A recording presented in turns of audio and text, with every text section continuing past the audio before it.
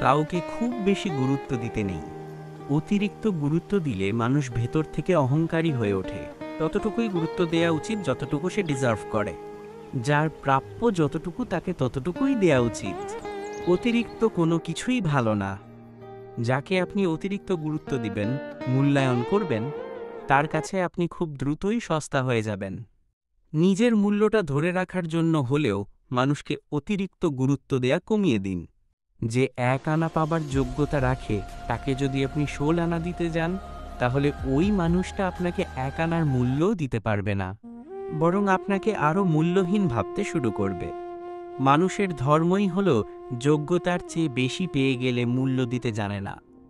কাউকে অতিরিক্ত মূল্য দিয়ে তার কাছে নিজেকে মূল্যহীন করাটা বোকামি।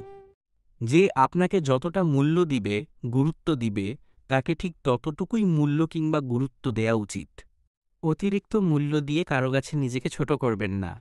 ব্যক্তিত্ব ধরে রাখতে শিখুন। একজন ব্যক্তিত্ব সম্পন্ন মানুষ বরাবরই অন্যের পছন্দের তালিকায় থাকে। আপনার ব্যক্তিত্ব যত স্ট্রং হবে, মানুষ আপনাকে তত বেশি মূল্যায়ন করবে, গুরুত্ব দিতে থাকবে। কিন্তু আপনি যদি কাউকে অধিক গুরুত্ব দিয়ে নিজের ব্যক্তিত্ব দুর্বল করে দেন, তাহলে মানুষ আপনাকে গুরুত্ব দিবে না। টাকা পয়সা কিংবা বাড়ি গাড়ি আপনি আজ হারালেও কাল হয়তো আবার সব কিছু পেয়ে যাবেন, কিন্তু ব্যক্তিত্ব একবার হারিয়ে ফেললে তা আপনি কখনই ফেরত পাবেন না।